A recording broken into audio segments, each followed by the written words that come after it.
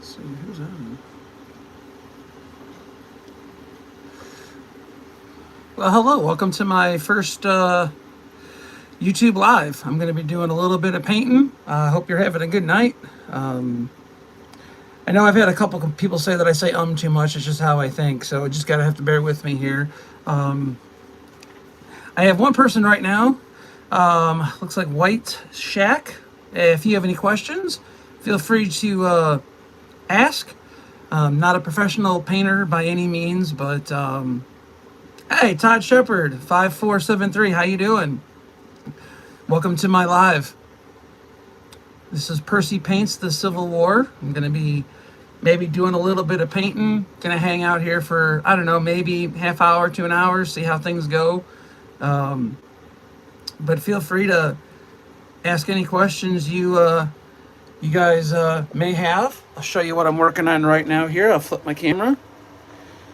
I'm working on some figures for my good friend Paul Knapp. Right there, look like I got a couple Iron Brigade figures. I got more of his figures right here in the back. These 6 right here are going to go to Paul. He sent those to me to paint them up for his Toy Soldier Tuesday. If you're familiar with that, his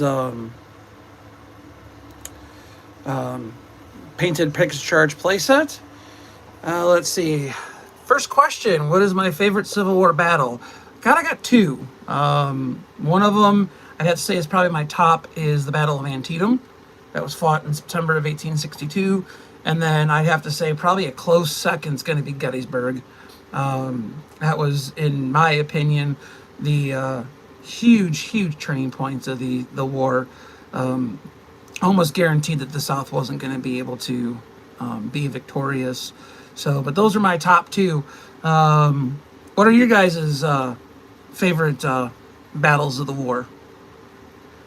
List those in the comments here, and I'll see what's going on, and I'll answer your questions again. Bear with me here. I'm not used to doing this. I got another person in the live. Heaven L8Q U60. How you doing? Thanks for joining. This is Percy Paints the Civil War. I'm a huge American Civil War enthusiast, and that's kind of what got me into the toy soldier collecting. Gettysburg and First Manassas, love it. Yep, I want to go to First Manassas. That would be a great battlefield to see. One of my favorite generals actually from the war is actually Stonewall Jackson. So, Kimberly Berry, how you doing? Welcome to my live.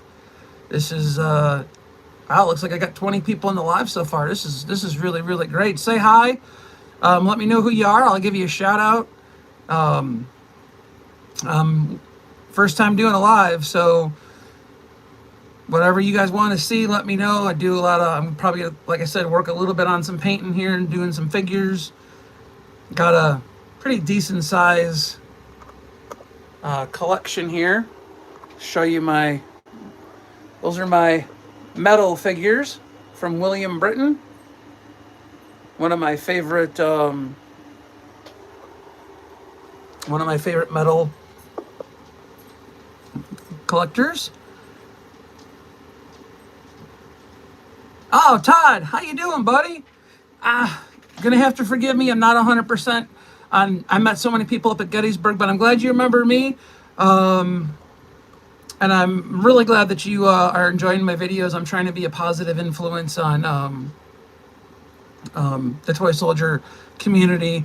But White Shack asked me how long I've been a first responder, and too long. Actually, it's a joke. I will be a first responder going on, believe it or not, 20 years in December. Decapo119, welcome. Hey, thank you for the comment about the Britain's collection. That's been only over like not even a 2 or 3 year span. A lot of eBaying, a lot of eBaying.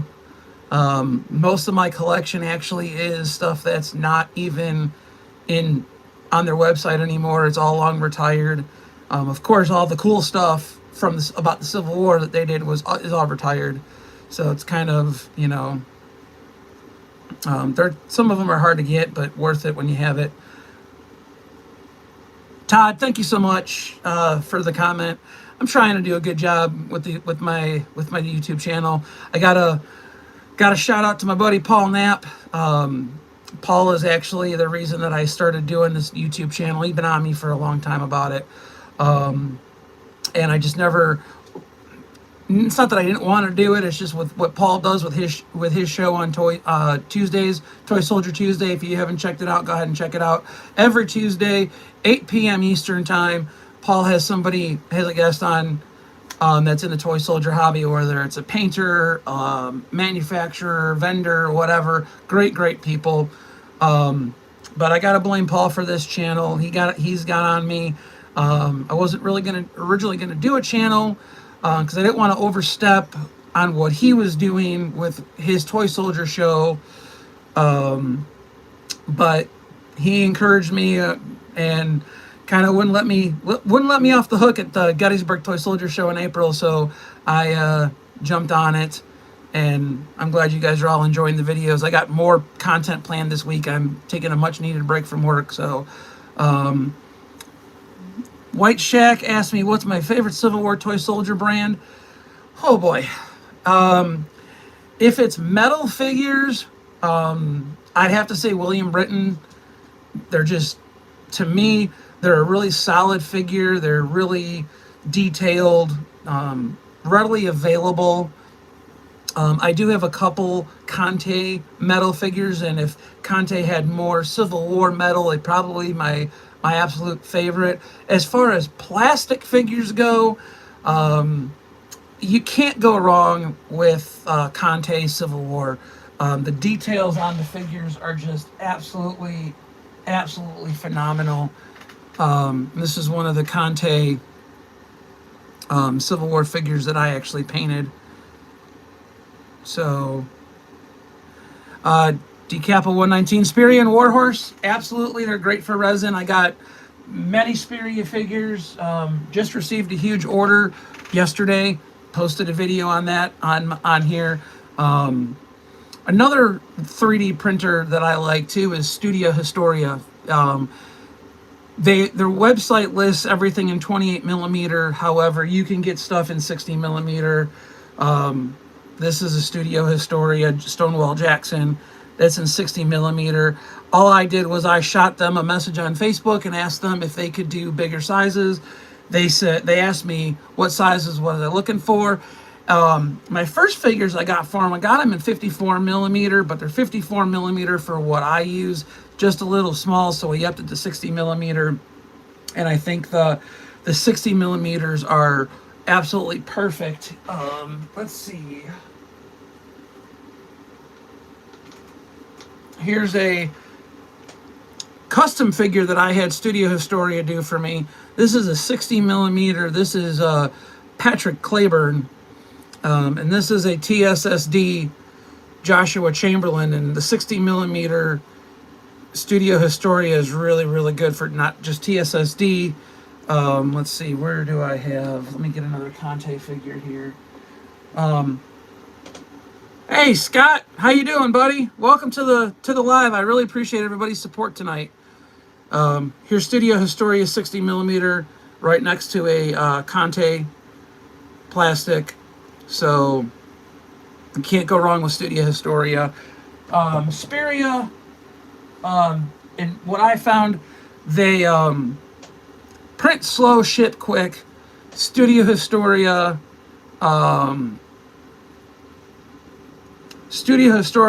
prints fast, ships kind of slow because they use FedEx, but over a certain amount they give you free shipping. So I'm not, complaining on that. Studio Historia, just phenomenal. company to deal with. Let's see. I want to get the Speria Confederate prisoners. White Shack. I got those. If you saw my recent video, I'm gonna start painting those probably towards the end of the month. I'm working on some stuff for Paul and some other projects here, but I'm gonna start painting those up here pretty soon. Claiborne figure looks great. Ed Bowen, thank you so much. That was a Studio Historia. That was a custom figure that I had them do. I asked them if they could do it. They said yes. Sent them a picture of what I was looking for, and they were able to sculpt it. Their sculptor did a great job sculpting it. I do also have a custom commission Patrick Claiborne mounted figure, 60 millimeter. And these are also available through them too. They're not just commissions that I got. One of the cool things I like about Studio Historia is when you commission figures from them, is they make it available to everybody on their website. So I've never commissioned anything through Speria, so I don't know how Speria works on that. I'm sure they do. I like how detailed Speria. Yeah, Speria does really does some really detailed work.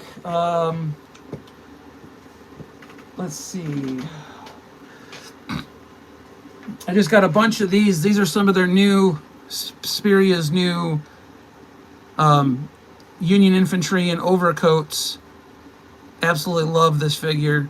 I got 6 of them total. Just got 4 in this last order.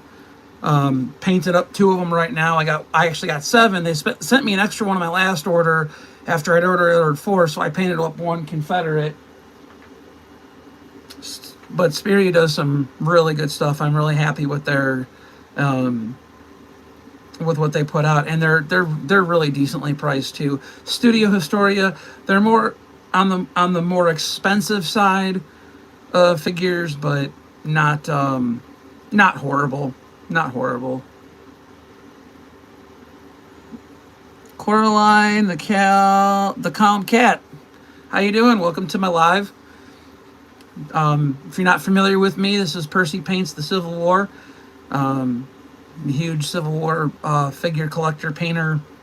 Spend a lot of time in my office on my days off doing this kind of stuff. So if you have any questions about, you can ask me pretty much anything. Let's just keep it clean. I'm not going to get into politics. I will not talk about politics unless we're talking about the politics of the Civil War. I will not talk about any of the bad juju that's been going around in the toy soldier community the last few weeks. I will not do that. This is all about positivity with the hobby. So White Shack wants to know when I first started painting. So COVID is when I started painting. So my wife and I were working back in Chicago before we moved down to East Tennessee here. And we were working on a private ambulance service. And when COVID hit, transports went down and hours got drastically cut. I know a lot of first responder agencies that were 911 services saw an uptick. We actually saw the exact opposite. And so the hours got cut, and I was driving myself crazy. I didn't know what to do. You can only play PlayStation or sit in front of a TV for so long. So I got out my Civil War figures that I had. I had wanted to paint them for a while, and just started painting. Went out to, I think it was Hobby Lobby, or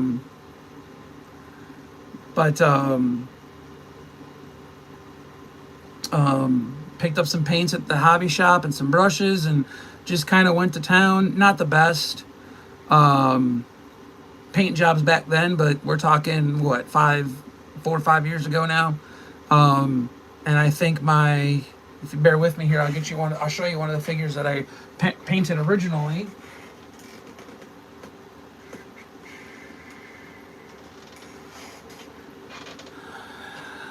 Well, I'm sorry that you had COVID. My wife got the first strand. She was in bed for quite a while, so it definitely sucked.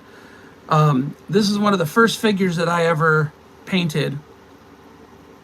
This is a Conte Union officer. I'm going to give these all a new paint job because I've gotten, in my opinion, so much better at painting. And the paint quality that I have found is so much better. And some of these cheaper paints that I used, just they're just not cutting it anymore. I didn't know anything about doing clear coats or washes or anything like that. So, but about 4 or 5 years ago was when I started painting, and been enjoying it ever since, honestly. It's kind of my what's the word I'm looking for here? Bear with me. Kind of like my bridge between actually reenacting and not reenacting. I used to be a Civil War reenactor, did that for forever, since I was 4. And then I got out of the hobby because of the politics of the hobby. Unfortunately, ruined it for me in our area. And honestly, I don't miss reenacting. I do sometimes. I shouldn't say I don't miss it, but I do because of the camaraderie, the early morning campfires, and a nice hot cup of coffee and things like that. But definitely don't miss being out in woolen weather like we have now, where it's 90 degrees with a 100-degree heat index or whatever. But looks like I got 8 people here.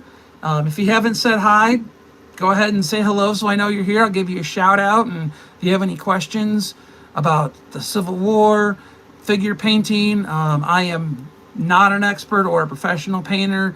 My figures are as accurate as I can. But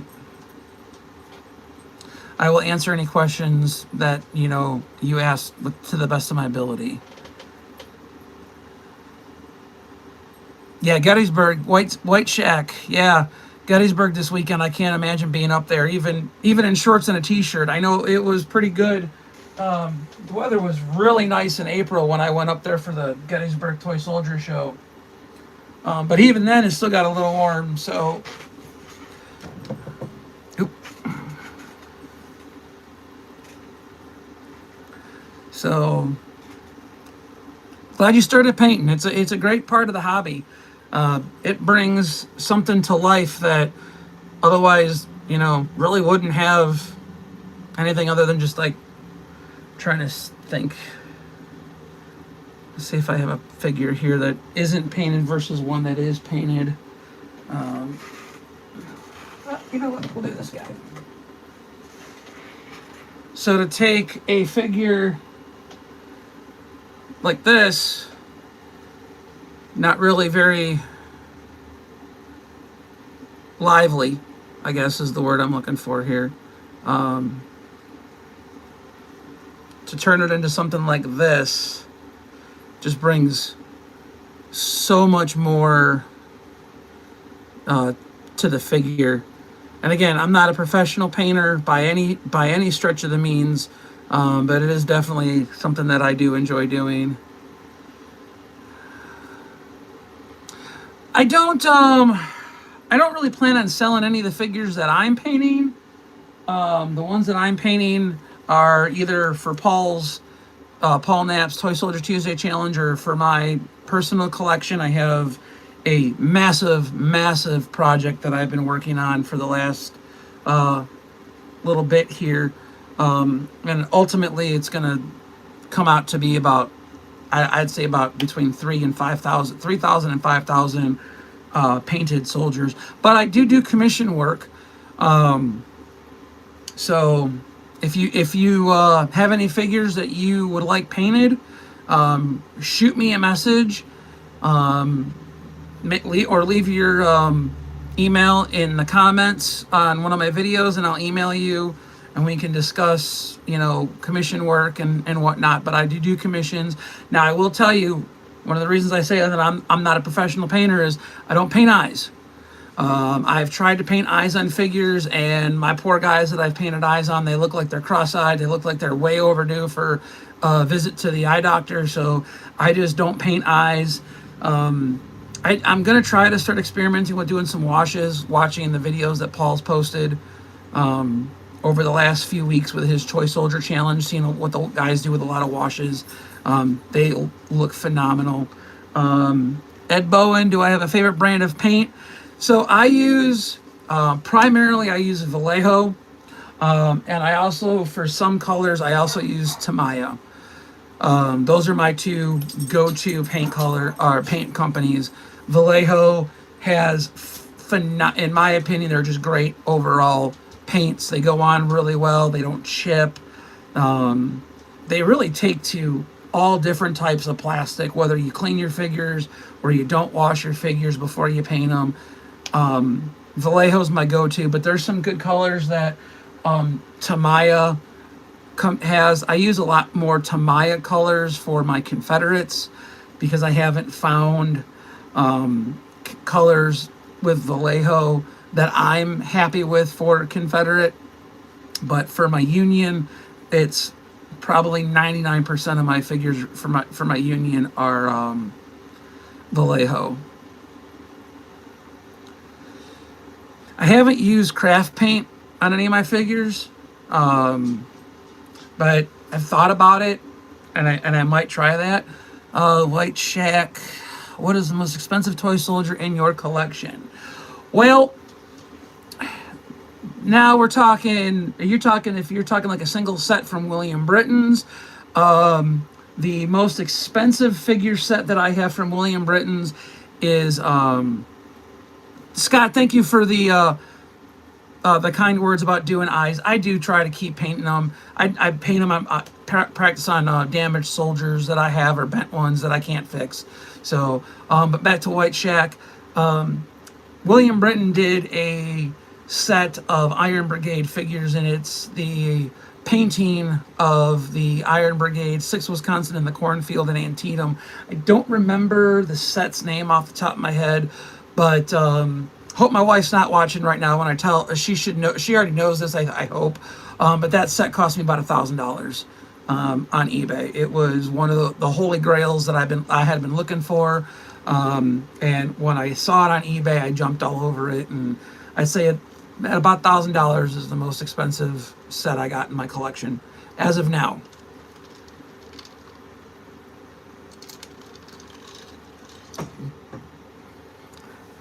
So, in a few weeks, I'll have another order from Speria coming in with some different figures, some that I've never ordered before, some of their newer ones that they just came out with, both Union and Confederate. So I'm looking forward to doing a review video on those. And anybody on here who follows my YouTube, if you have any ideas for videos that you'd like to see me do, let me know. Either here, put them in the comments here, or comment them on my videos, or shoot me a message on YouTube, or if you follow me on Percy Paints the Civil War is my group on Facebook. It is a private group. You do have to ask to join because I don't want to have any bots or people that aren't in the hobby just in the group and ruin it for everybody. I want to keep spam posts down. So if you follow me on Percy Paints the Civil War, find that group on Facebook, shoot me a message with ideas for content that you'd like to see, because I got a book of all the different videos I want to make, and I do want to see what my subscribers are looking for out of me as I continue in this journey to paint figures and toy soldier collecting. So I'm really appreciating all of y'all tonight being on here, especially for my first live. Hit 200 subscribers on my channel and just kind of blew up overnight. What side did I reenact on? Well, I did 100% federal my whole Civil War reenacting career. I started out with the 10th Illinois, out of Illinois, where I'm from, the Chicago area. I went to the 1st Michigan Engineers and Mechanics, which is a unit that's based out of the Chicagoland area as well. Jumped over to the 114th Pennsylvania, that we started Zouave unit out of the Chicago area, and that was where I was at when I left doing Civil War. I did dabble with Iron Brigade. I did move to Wisconsin for a little bit, and while I was up in Wisconsin, I did join the 2nd Wisconsin Company E that was based out of the Oshkosh area. And yes, to answer your question, White Shack, I can do a longer video for painting. That video that I posted, it definitely was not going to be the only time I posted a video on painting. I just was trying to experiment a little bit and see how it went over with people.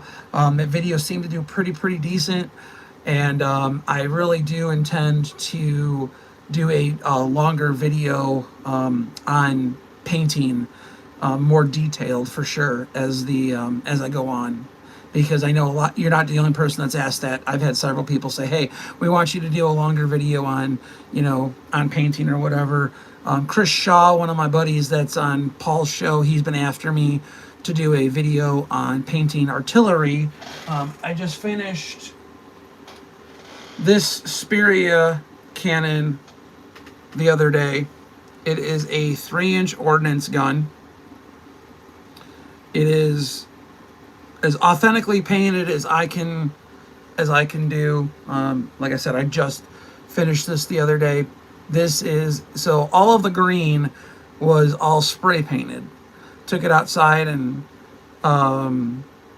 spray painted all the green, and then just painted over all the accent stuff, all the wrought iron and whatnot. So, all right, right on.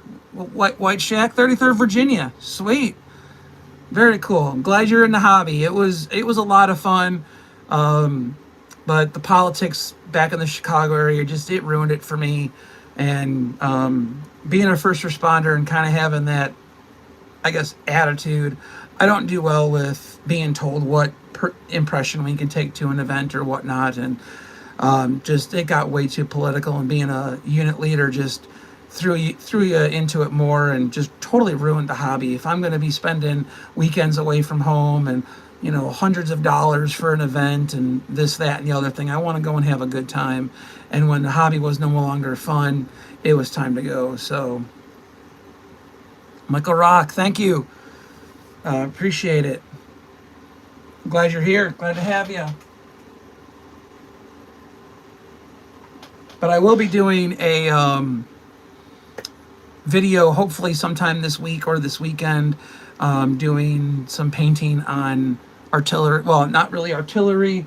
I'm going to start working on the Traveling Forge that I got from Speria. There's a lot of green on here, so I'm going to do a video of how I start these, because this is part of, artillery battery.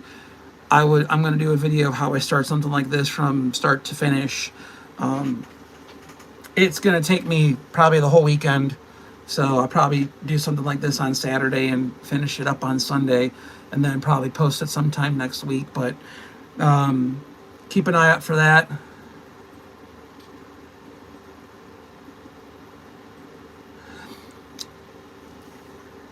White Shack, yeah, we were part of a battalion, and we fell under a battalion order, and they portrayed mostly Western theater Illinois troops, which is great.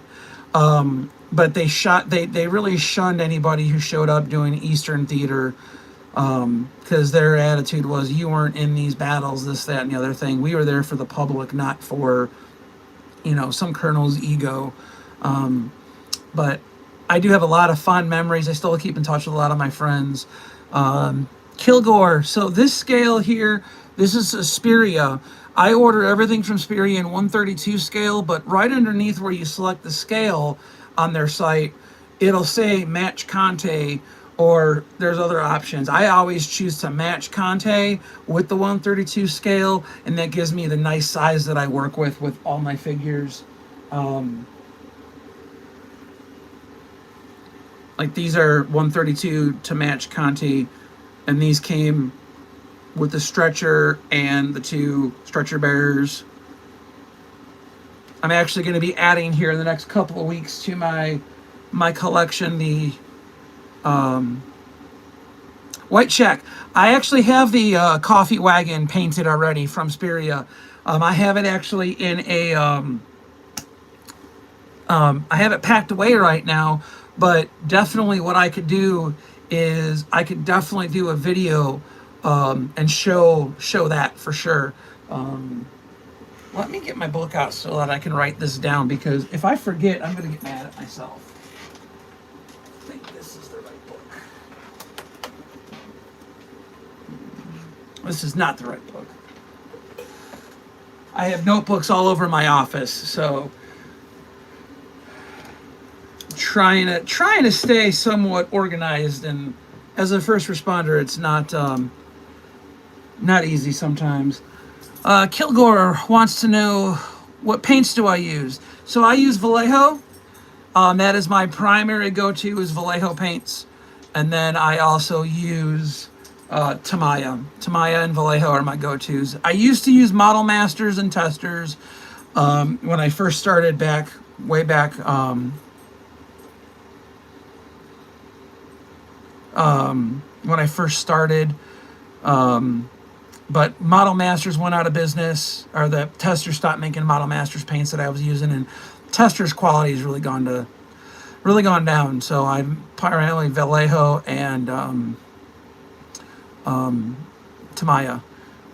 Davey Alexandria, I hope I'm saying that right, wants to know if I'm proud that my country is hosting the World Cup. You know what? Anytime the United States does something like that, you damn right I'm proud. I am a proud American. We might not be the best country in the world all the time, but this is still one of the best places to live. And you know what? I wish all the teams in the World Cup. I'm not a soccer fan by any means. Nothing against the sport. I grew up playing hockey. Grew up watching baseball. Being from Chicago, diehard Chicago Cubs fans. Go Cubbies. But I wish all the teams the best of luck in the World Cup. And damn right, I'm proud that the United States is hosting it. It's kind of funny. England, I heard, struggled when they played their game in Massachusetts. Isn't the first time the British struggled in Massachusetts. Sometime around like 1776, I think they started struggling there again too. So they got a history of that. But yeah, absolutely. I am 100% proud that the United States is hosting the World Cup, not just for the financial boost that it's going to give to our country, for all the teams and all the stadiums and all that kind of stuff, but just for the fact that, I love my country and I'm a damn proud American. And, like I said, not being a soccer fan, I wish every single team the best of luck. I've seen some very classy things that have been done by all the different teams, whether they've been in victory or defeat. So I really think that that this is a great thing for the United States. Vad Retro, thank you. Good luck to us, for sure. Absolutely. And welcome from Italy and Scotland. This is great. Wasn't sure how this was going to go tonight. This is the first time I've ever done a live, so you got to bear with me tonight. A little nervous, never done this before, so I'm really glad with the comments and the questions. And how long have you guys been painting? If you don't mind, some of you asked me how long I've been painting. Put up how long you've been painting. Doesn't matter if it's been 6 months, 6 days, 6 hours, 6 years, 60 years. Don't matter to me. We all have a different skill level, and we can all share tips and tricks and whatnot. And I'm here to better this hobby and obviously promote my channel. And again, I'll give shout outs constantly in my videos, and to Paul Knapp. He's the one who got me started hardcore with this channel and been one of my biggest supporters, so can't thank him enough. Scott, awesome. 60 years off and on. Sweet. Very cool. Very cool. Well, that's great that U.S. has one of your Glasgow Celtic players. Hopefully that'll propel us to World Cup glory. How many figures do you guys have in your collections that you're painting or have already painted? I'm working on several thousand right now with, don't tell my wife, more coming. 135th World War II armor. Oh, very cool. Very cool. I actually sold, I had World War II 132nd scale Conti figures and British Airborne and all that kind of stuff, and I sold that because I didn't have room for Civil War figures, so I had to make some room. Welcome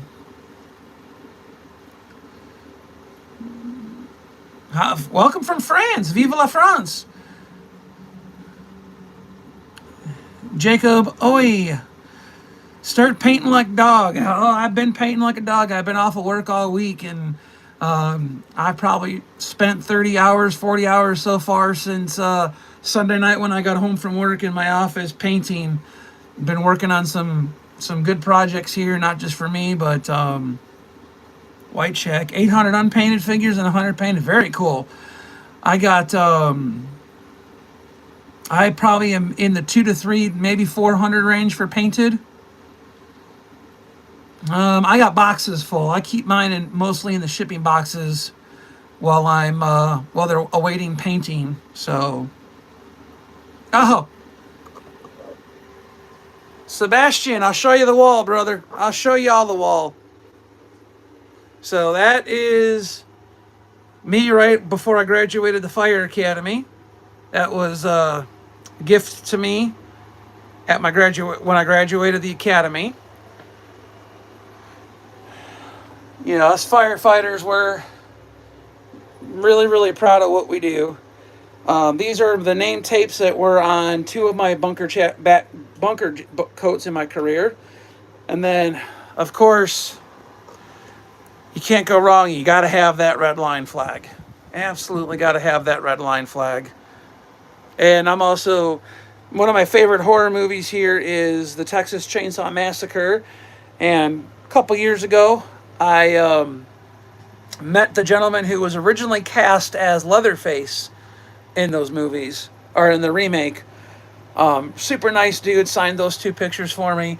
I'm also a huge Ghostbuster geek, and I met the gentleman who did Garrett's voice from the cartoon Extreme Ghostbusters.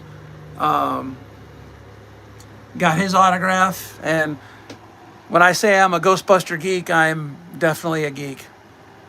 So, but give you kind of a tour here. You got to bear with me. My office is a little bit messy right now. Got my Civil War books, my Battle of Fredericksburg playset I got from Paul Knapp at the Gettysburg Toy Soldier Show. Tons of Conte figures. My bookcase is full of William Britton and Civil War prints that I got. So this was given to me by my wife when I became a fireman. So that's the office tour. It's kind of messy, but I'm in the process of doing a million different things, trying to reorganize it, and do a mix of painting and reorganization and all that kind of stuff. 5 glass cabinets full and a basement full. Heck yeah, brother. Heck yeah. Can't go wrong with that. This is a great hobby. This is an absolute great hobby. So of course, I will say there are some days I wish I was painting World War II figures instead of Civil War, because World War II, with a couple hundred guys, you can do decent battles and dioramas. Civil War, you need them in the hundreds, if not maybe the low thousands, to do historically accurate looking vignettes and dioramas and whatnot. So I am working. That's actually what this project is that I've been working on for the last probably 2-3 years. I've been buying up a lot of Conte Civil War figures, and Paragon. I used a lot of Paragon figures, and I got everything from Paragon to Expeditionary Force, TSSD, CTS. I got all the historically accurate figures for the most part. I'm what a lot of people would call a Stitch Nazi when it comes to figures. I try to stay away from things that aren't historically accurate. So, Sebastian, volunteer firefighter in my country too. Don't apologize for your English, brother. I'm glad you're here, and gotta love from the United States, brother. One firefighter to another. White chat, cool, dude. I love doing dioramas. I'm in the process of cleaning out the back area. My wife and I are in the process of cleaning out back room in our house, and I'm going to put up a diorama board. It's not going to be as detailed as the one I'm going to do hopefully in the next couple of years, but it's going to be one that I can set up dioramas, vignettes, take some better pictures, do some better videos, do better review videos. Right now I'm just kind of using a pop-up table in my office. I want to do so much better. I want to get better lighting and whatnot. So, but White Shack, have you done any particular battles or parts of battles in your dioramas?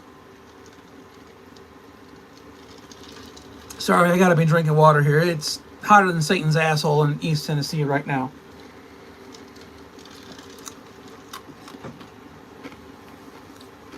So I hope you guys are enjoying this. Again, if you have any comments about, my painting, questions again, World War II is big right now. It really is. There's a lot of stuff coming out. William Britton's is putting out a ton of new World War II stuff. Black powder conflicts, yeah, I think they are the best figures to paint. The uniforms are so varied. I got some Speria Zouave figures that I'm working on. These are going to be painted 114th Pennsylvania. And the way I'm doing everything is I'm putting together, I'm not 100% sure if I'm going to do 120-man companies or 60, or regiments, I should say, or 60-man regiments for my battlefields. Some regiments are going to be bigger than others. My Zouaves are going to be probably massive because I'm going to have probably 2 regiments of Zouaves. I'm doing the 5th New York, which I'm using chin toy figures for those. I'll show you a couple of those here that I finished a while ago.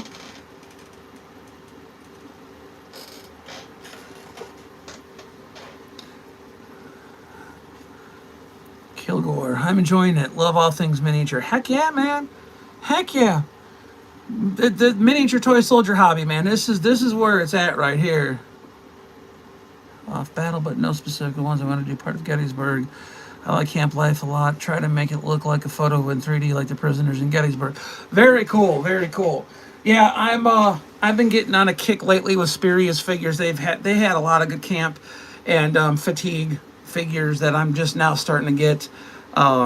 Just finally now started to pull the trigger on. So I'm really, really happy with that. I like to do things other than battles. Sorry, I gotta blow this guy off. I don't want to show him if he's all dusty. This is a Chin Toys Zouave figure. Now, Chin Toys figures are a little bulky. They're probably more on the 60 millimeter side of things, but they're highly, highly detailed. And their Zouaves are modeled after the 5th New York. So that's what I'm going to paint these at. I'm going to have a regiment of, I believe it's 80 men of the 5th New York. I got 20 of each of these poses. So actually, White Shack wants to know if I prime. I don't prime my figures. I really don't. I've never had an issue with Vallejo paints or whatever. What I have started doing is a clear coat. The clear coat, to me, is a great protectant. I tried to prime figures in the past and didn't have a really good experience with it, so I've just been painting figures just as they come. The 3D printed ones take paint great. Conti takes paint great. Paragon takes paint really good. So far, all the brands that I use primarily take paint really well. Every once in a while, you'll have that one figure that's a little oily, where the paint kind of just evaporates or whatever, and you just got to go over it a few times. But for the most part, I've never had to prime. There are some. I'm going to start getting into experimenting with primer, just because I want to get better, and I also I've heard primer works better, sometimes holds paint better than not. And if I'm going to start doing commissions for people, I definitely want to be able to prime figures and clear coat them so that they have all of the protection for that paint I want that to last long as possible. I don't want somebody paying me to paint figures that is unhappy. Yeah, actually I do. I do brush paint with Tamiya. I really don't have too much of an issue. Let me get one of the colors that I use a lot of. One of the things I do is I always shake my paints, or I stir them before I use them, and I'll just kind of demonstrate really fast here on a broken figure. This is one of the ones we talked about earlier that I did eyes on. I don't know if you can see too well, but he definitely looks like he could use a trip to the optometrist. Didn't really turn out that great. He kind of looks like his eyes are going in two different directions, and can't have soldiers that are doing that. And I've had luck with Rust-Oleum. I got a can of Rust-Oleum white primer I was going to try. And I got butternut and blue figures too. I did not prime this figure at all, and he took paint great. He took paint absolutely phenomenal. In fact, the only reason I get butternut and blue figures is literally for this officer right here. This officer pose is a really great, in my opinion, Western theater or junior officer with the slouch hat versus the kepi. So I really like this. This reminds me of my days when I was in the 10th Illinois. But getting back to the Tamiya. Now this is not going to be pretty by any means. This is just a demonstration here. So like I said, I've really never had too much issues with Tamiya taking paint here. You just gotta maybe go over it maybe once or twice. But Tamiya, as long as you have enough on your brush,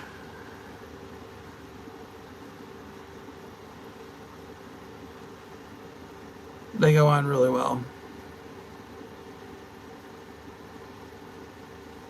So, but again, it also depends. You know, you might be using figures that don't take Tamiya paint very well. Scroll saw figurines in my free time. Don't apologize for your English, bro. I understand. It's hard. You know, and I'm not saying that in a bad way. You know, if you're, you know, you said you're from France, so I can make out what you're saying. Don't ever apologize if you're going to be on my live stream. Do you guys enjoy doing conversions? I don't do a lot of conversions. I did one conversion so far that I'm actually very happy with. So I got one of my friends on Facebook, Dave Kaplan. He sent me some Studio Historia figures that he never got around to painting and I don't remember exactly if he said they didn't work for him scale-wise or whatever, and he sent me a decent chunk, and I did a video about it. But this figure here came with a sword hand, but the sword was broken off of the hilt. And I had a figure from Studio Historia that the pistol broke. I found the part of the pistol later on, was able to repair that figure, but they had already sent me and printed the hand for that particular figure. So what I ended up doing was essentially I removed the broken hand, and with Gorilla Glue, and I used Gorilla Glue Super Glue Gel with my figures. It worked great. I converted this from him carrying a sword to General Meredith leading his troops with a pistol. Now, I probably will get another one of these figures down the road with the saber, because I do think that is a cool pose, but I can paint that as a different officer.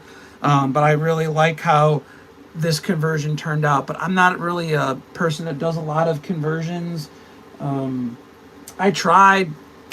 They turned out god-awful, and I just kind of stopped. So, but do you guys do any any conversions out there? And if so, what are your favorite figures to convert? I'll let you know, my favorite figures to paint all day long in plastic are Conte. The details on Conte figures, you cannot, especially with their plastic, you cannot get away from. Sebastian, I don't make figures at all. I don't. I order all of mine, whether they're 3D printed or they're plastic. I'm not in that position where I can start 3D printing figures or whatnot. And I've looked into it. It takes a lot of work. Those guys that do it, my hat's off to you. Warhorse Miniatures, love Mike to death. Met him. But yeah, no, I don't make any figures. I don't print figures. Like I said, I don't do conversions on figures. I paint plastic figures that I order, or 3D printed resin figures that I order. So that's what I do.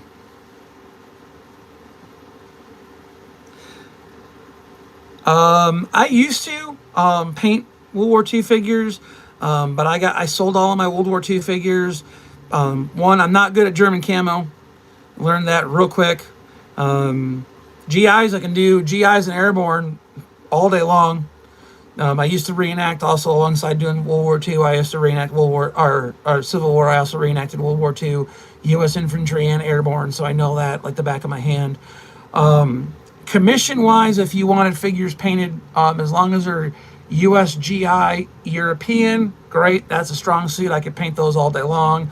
But otherwise, I don't paint World War II figures. I am strictly a Civil War painter. And White Shack wants to know, who are my top Civil War generals? Oh boy, how much time we got? No, I'm kidding. I'd say I have about 4 or 5 generals that are my top.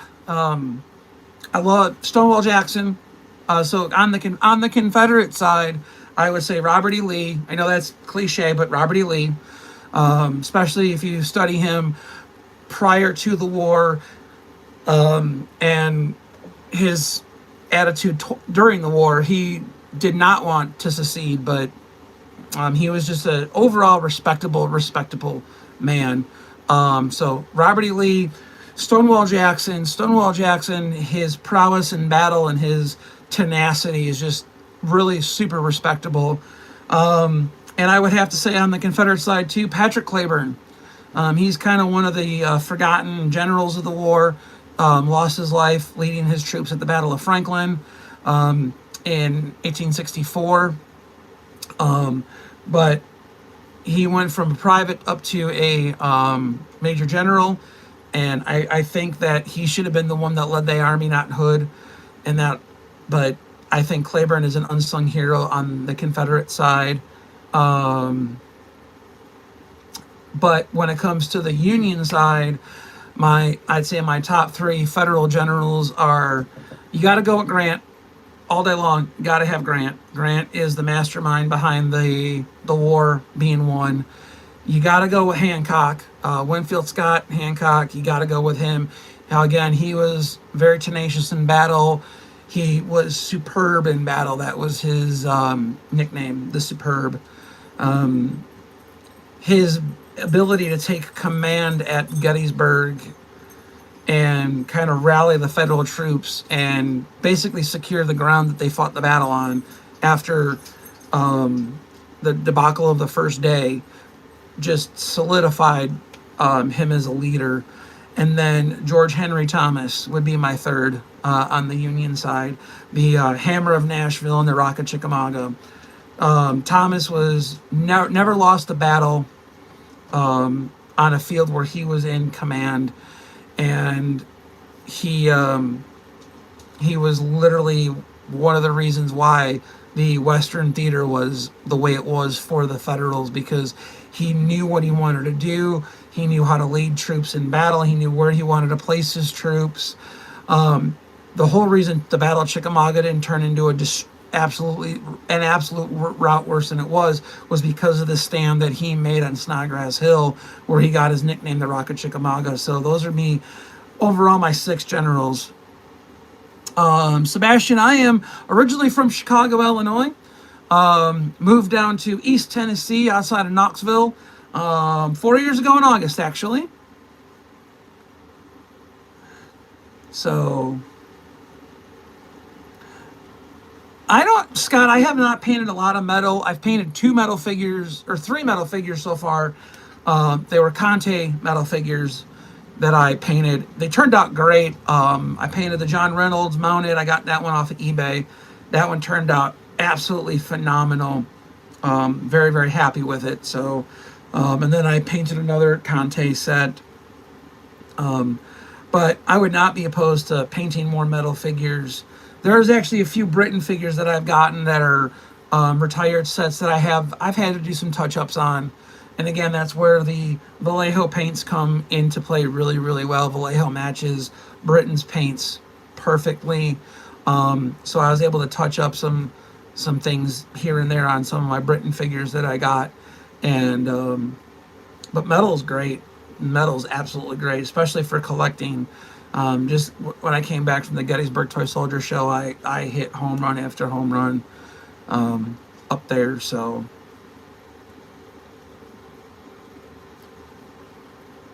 Jackson Lee, Early, and Stewart. Okay, White Shack, why do you say early?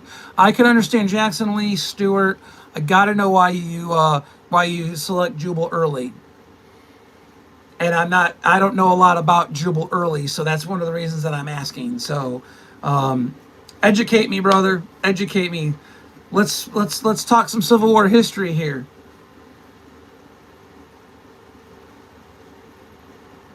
And while White Shack's answering that question, do you think, this is a question for the group here, do you think if Jackson would have been present at Gettysburg, that the Battle of Gettysburg would have turned out different than it did?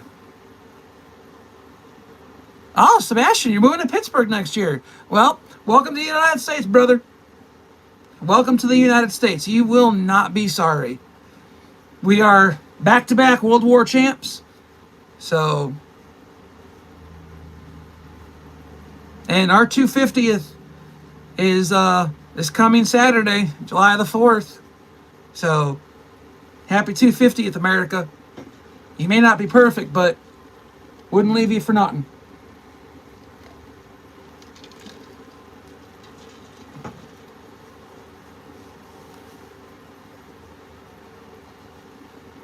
How's the weather in France, Sebastian? Yeah, Steve, right there, America.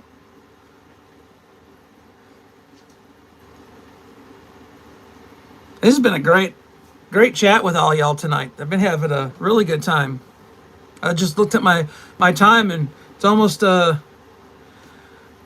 hour here, and I've been just having a great time. Okay, Scott, I can get behind that.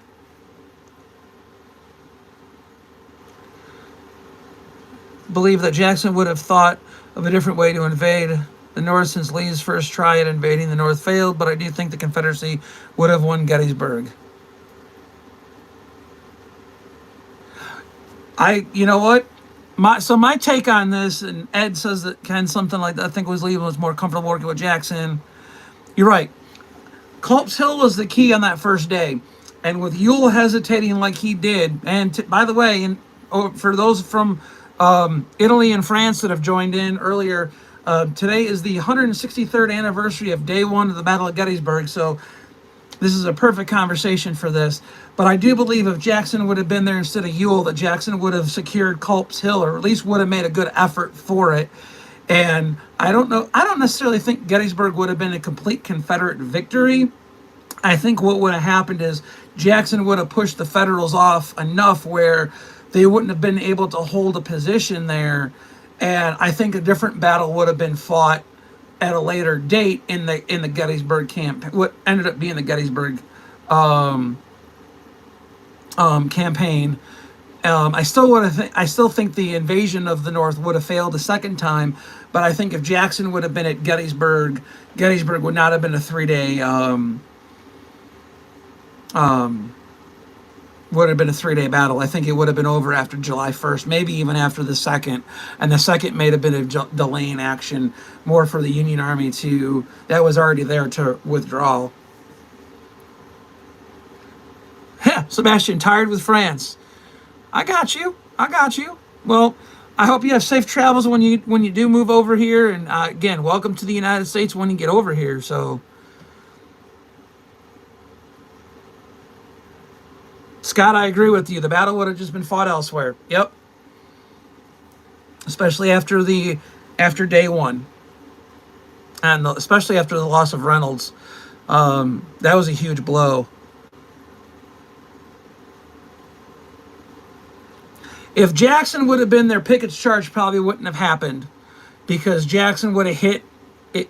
If we're looking at the Battle of Gettysburg as it actually played out with Jackson in place of Ewell, I think Ewell or Jackson would have hit harder than Ewell did on that 2nd day. And I think at that time, Longstreet wouldn't have hesitated. Longstreet, I think, he's not the scapegoat for Gettysburg, because ultimately Lee made that final decision on July 3rd. But I think, it's been documented, Longstreet hesitated on his attack on July 2nd. Part of it was they didn't know the terrain, but other parts of it, he just did not want to attack there. But I think if Jackson would have been attacking on the Confederate left, Longstreet would have attacked on the Confederate right, because Jackson, he knew Jackson would fight, and his men would have fought for him, and that would have given the Confederates that pincer move that they were going for, and could have really strained the Federal line. Would it have broken? I don't know. Yes, White Shack, I agree too. If Stonewall Jackson would have been at Gettysburg, that the fish hook would have been. They probably still could have established the fish hook, but when you have somebody with the tenacity of Jackson, I think you're right. That fish hook defense would have been harder to secure and hold. I think if we look at Gettysburg as it played out with Jackson in replace of Ewell, I still think we're looking at a Union victory, but we're looking at a harder fought Union victory than essentially was the case. Because if you look at the first day at Gettysburg, it was all the Confederates had the momentum, even with Ewell hesitating, with the Confederates securing the town and the high ground on Seminary Ridge and all that kind of stuff, and being the Gettysburg and seeing the terrain myself. The Confederates had the momentum going into Gettysburg all day long after that first day.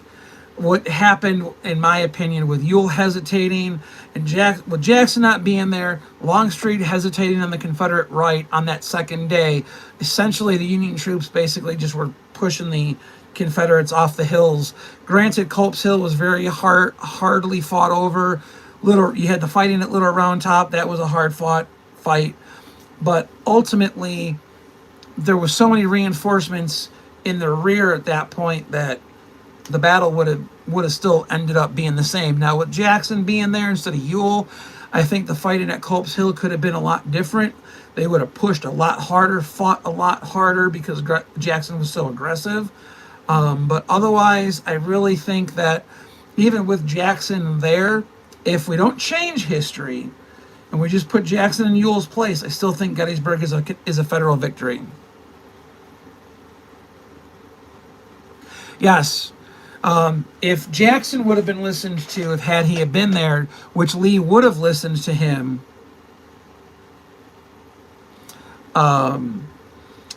Jackson was able to talk to Lee and understand Lee's plans, and they were very good. They were a good 1-2 punch.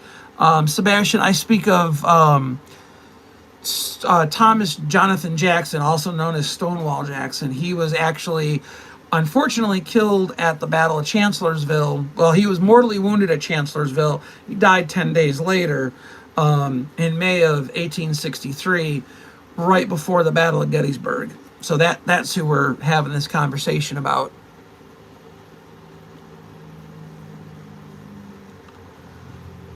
But I think if you look at the sheer numbers that the Federals had. And Meade doesn't get a lot of credit for what he did at Gettysburg. I mean,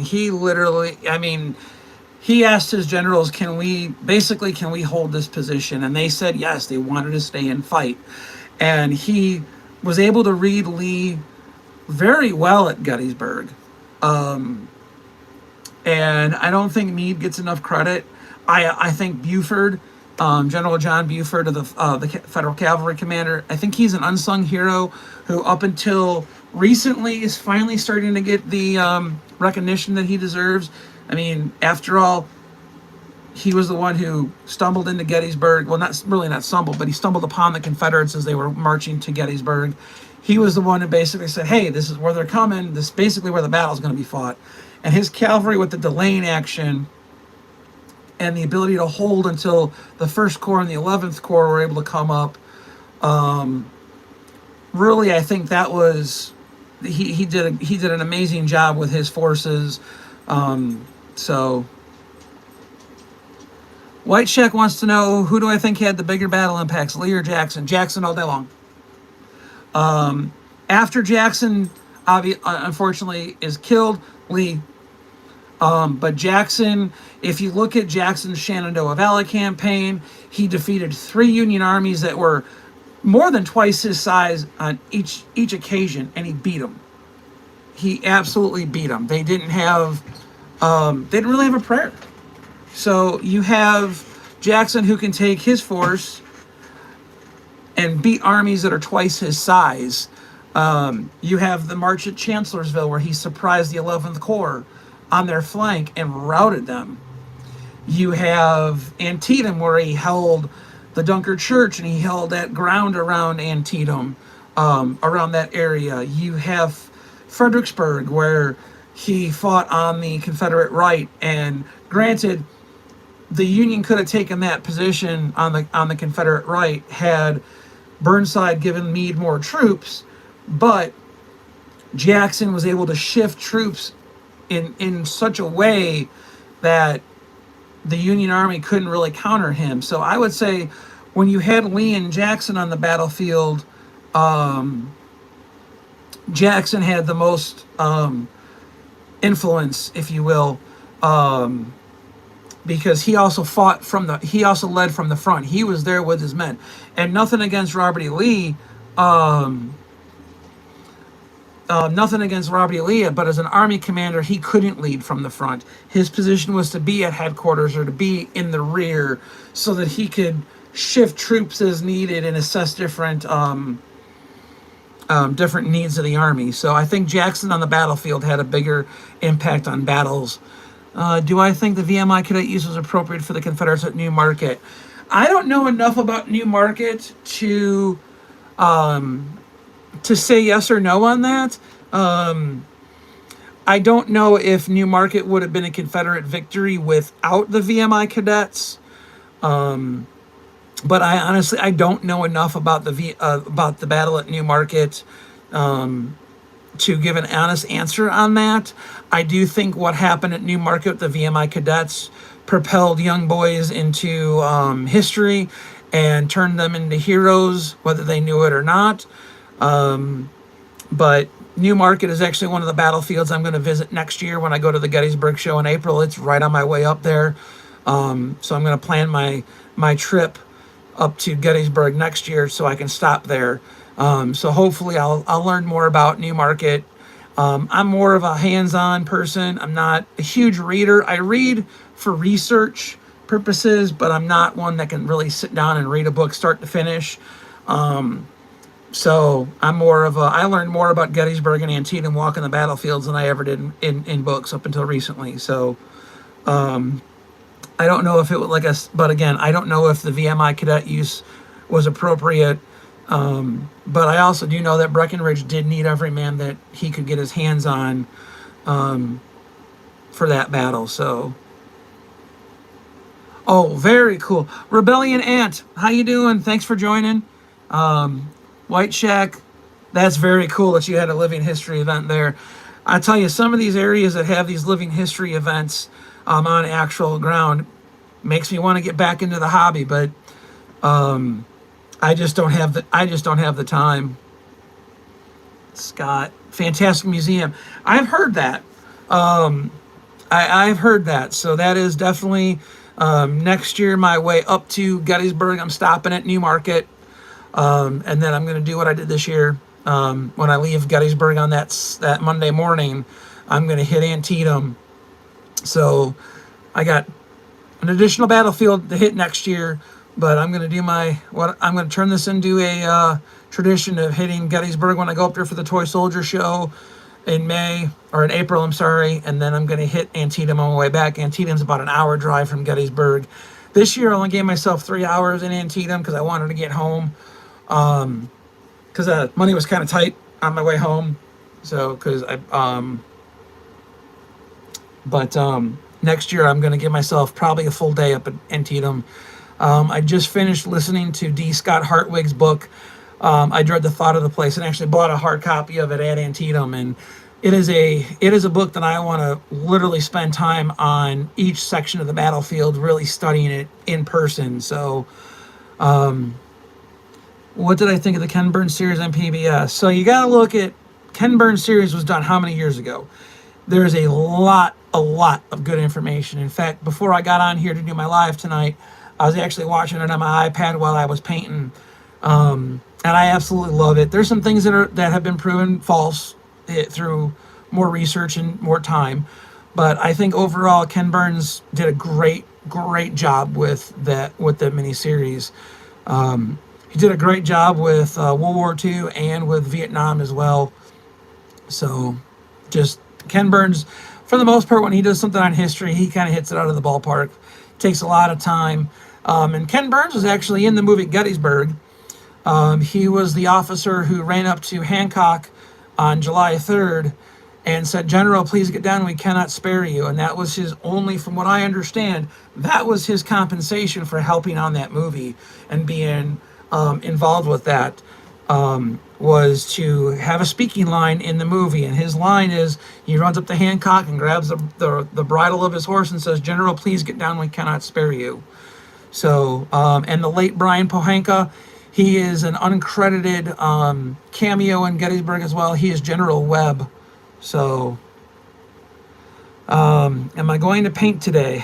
I've been trying to. But y'all keep asking some great questions, and we've been having a great conversation. So, what I will do, because I'm gonna jump off here in a little bit. I'll show you some of the figures more up close that I've been working on. Let's see, where do I want to start here? So I'm gonna show. So Paul Knapp, my buddy, sent me some. For anybody who follows Paul Knapp's Toy Soldier Tuesday YouTube channel and his live show every Tuesday. He put out a Toy Soldier painting challenge. He sent, initially it was like 10 guys, 10 sets of figures, or 10 figures for the American Civil War, because he wanted to put together a Civil War painted Pickett's Charge playset. He blames me for the painting, which is fine. I'll take full responsibility for this. But this is one of the figures that I've been working on for him. This is, and he wanted me to paint these Iron Brigade, that he sent me, and they sent me all Iron Brigade figures.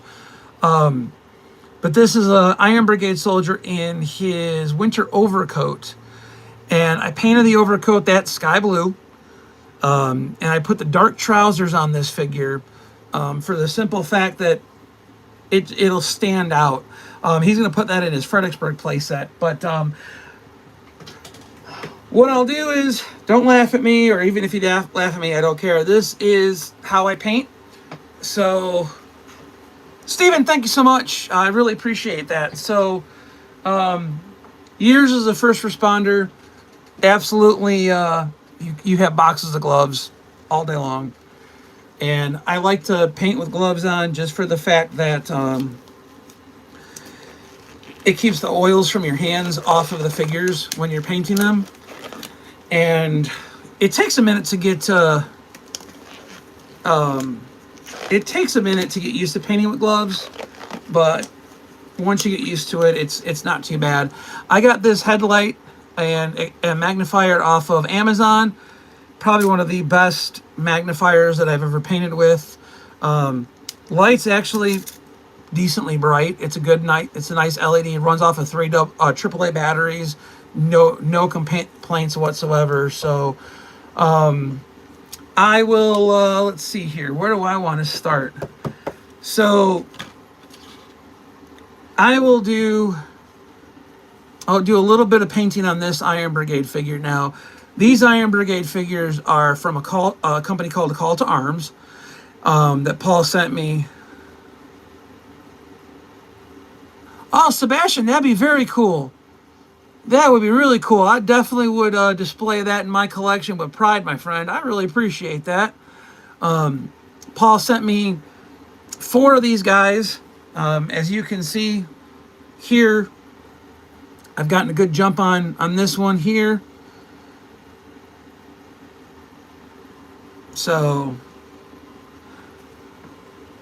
oh, I want to say this was like between like 18 and like $25 on Amazon, and it comes with I don't even know where the case is for it. It comes with a nice little case and additional lenses. I'm blinder than shit, so I use the 3.5 magnification, so that when I'm looking at figures, I get a really good.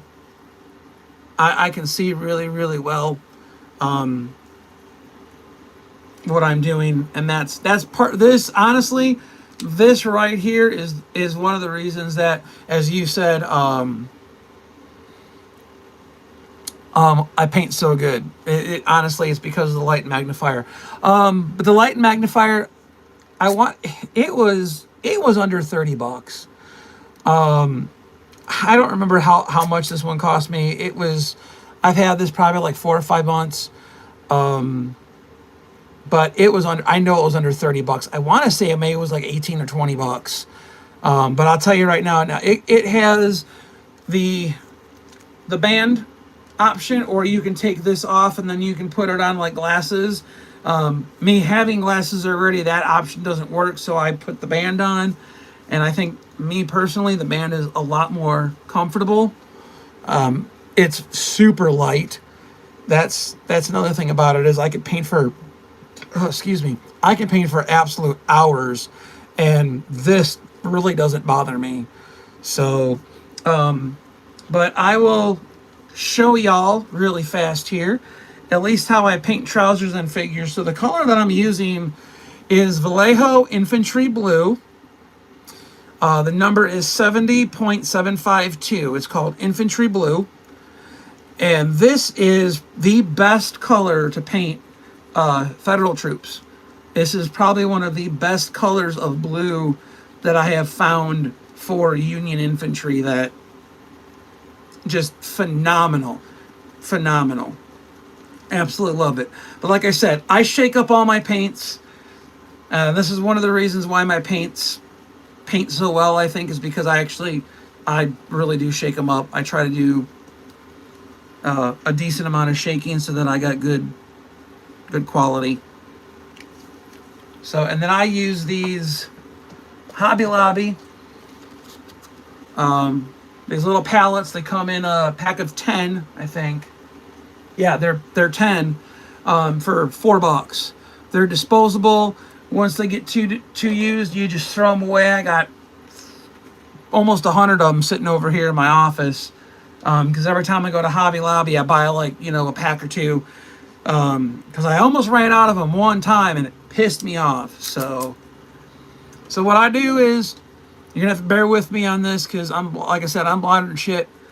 So I get the paint on my brush, and I don't know if y'all can see that really well, but I just do my thing, just like that. I don't get a lot of paint on my brush. I try not to. And these are not washed or primed. These are just the actual plastic. So, and they take Vallejo paints beautifully. Beautiful, beautiful, beautiful. I couldn't be happier. Now, what I will do after I'm done with these, though, is I will do a clear coat on these figures, because when I mail them back to Paul, I definitely want to make sure they get there like my last group did, without any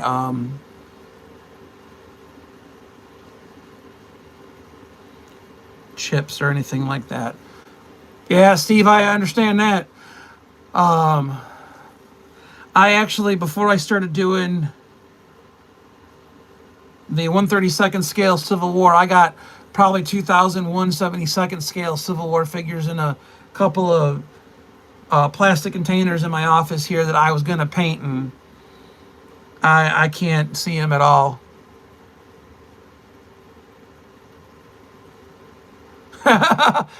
Sebastian, I hope it's not the blue of the Lincoln Memorial Pool. No, it's not.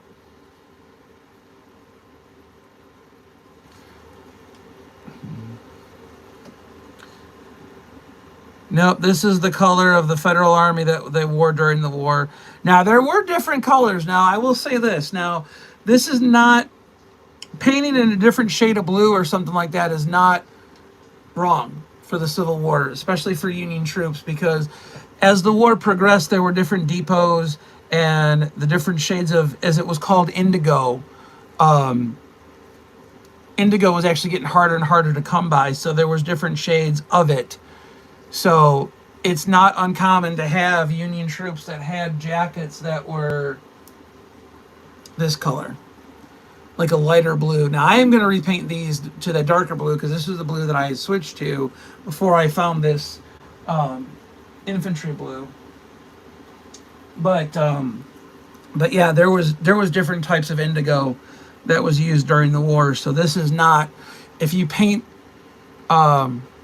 I do not, Sebastian, no, I do not make my own colors. I buy all of my colors. I don't make colors. I thought about trying to do that, but my luck, I would find a color that I really, really like and completely forget how much of one I use, what color I use to mix it, or whatever. So,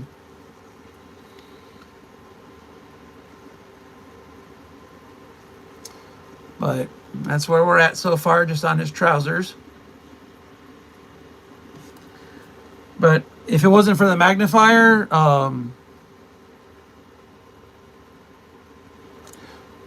yes, Kilgore. Yes, like World War I German field gray or U.S. olive drab. There was tons of variations of blue during the Civil War.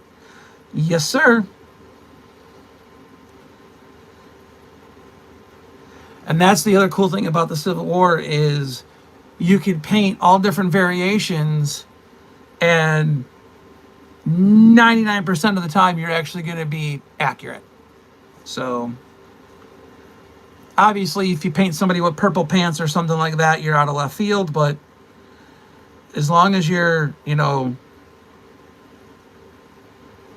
using more realistic colors, you're going to be pretty accurate here.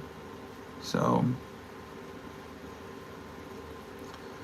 and now I go off of my knowledge of when I was a reenactor, and also I have books on arms and equipment from the Civil War that have pictures of actual uniforms from the war and whatnot in there. So, yeah.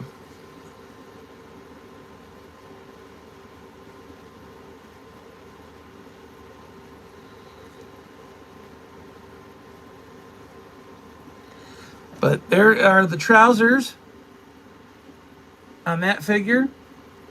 Now I'll paint the jacket at later on after that dries. It'll be the exact same color. So, but it just takes a little bit of patience, a little bit of time, and good.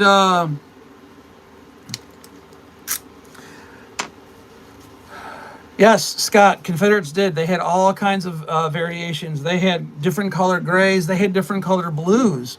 The Confederates actually, so one of the things you'll hear a lot of, and I'm going to call them bad reenactors, is that they captured Federal sky blue trousers off of Union dead. Not that it didn't happen, because it sure did. Okay, it sure did. But the Confederate depots actually did have their own versions of grays and blues and whatnot. In fact, I'm working on some Conte color bearers for the Confederacy, and I put a dark blue trouser on him on this one, and then on this one I put a different version of a light blue, of a sky blue on him. Not as dark as the Federal, or not sky blue. Now, these are both Vallejo colors. This is deep sky blue and this is sky blue. The deep sky blue is really good for on Vallejo for Union trousers and whatnot. And this is a really good variation of for a Confederate. It's the regular sky blue. But the Confederates had tons of different colors, and they did have uniforms coming in. Yes, Scott, you're right. Yep, Irish import Kersey gray is almost blue, but what I like too about this is I think the Confederates are some of the best figures to paint, just off of the variations that you can have with them. Let's see.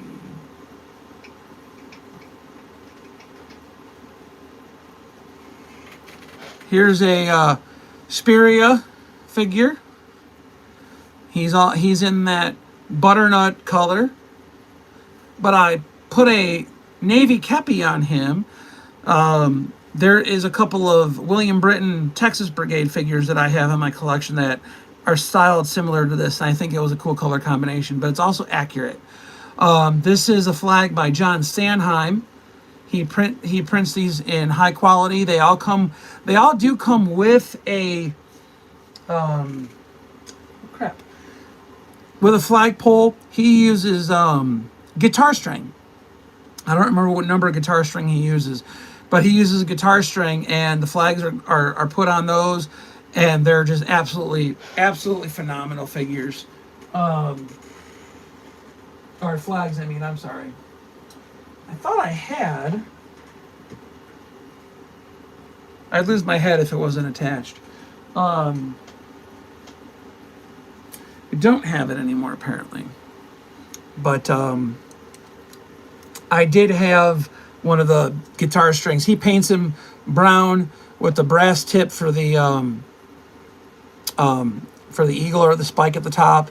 I forgot what it's called off the top of my head here, but you can, with Conti figures, you can drill the hands out, take the flags off, and pop them right in, and they're beautiful, absolutely beautiful. So, but I've been on here almost an hour and a half, so I'm going to jump off so I can get really cracking on some painting here before it's time to go to bed.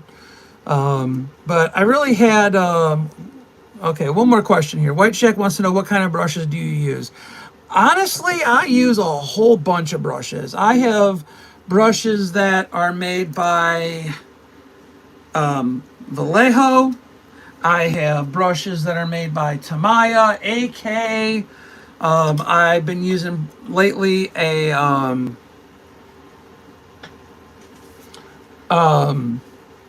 I've been using a set that I got on Amazon. It was like 18 bucks. Go to Hobby Lobby and get some of their cheap brushes. I don't really put a whole lot of money into brushes because I burn through them so much and so quick. Decappa wants to know about Civil War trenches. You know what? I just watched Paul Knapp's show last night. He had Mick Sean's Closet on last night, and they were talking about doing Civil War trenches. As far as I know, nobody does Civil War trench work.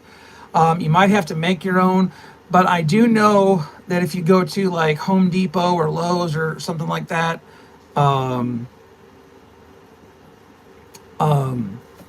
you can get that insulation foam that they have there that you can trim up. And I know Paul's done that with several dioramas that he's made, and that's actually what I'm going to be using for some terrain too. You can color it and you can paint it, you can add things to it, and it comes out really well. When I get some, I'll do a video about me doing a diorama and whatnot. But I really do, like I said, I'm going to jump off here. I've been on here for almost an hour and a half. I really appreciate it. This was so much fun tonight. White Shack, Scott, everybody that was on here. Really appreciate the discussions. Really great discussions. If you don't already subscribe to my channel, hit that like and subscribe button. And again, go ahead and join me on Percy Paints the Civil War on Facebook. And if you want commission work, I do commission work. All you got to do is send me a message through either on YouTube or on there. But I'm probably going to go live again, probably towards the end of July. I will put a video up on my YouTube channel to announce the day and the time. I wish I could do something on a weekly basis, but it's just work related. I have a rotating 2-3 split 12-hour schedule, so I can't do it every Tuesday and whatnot. So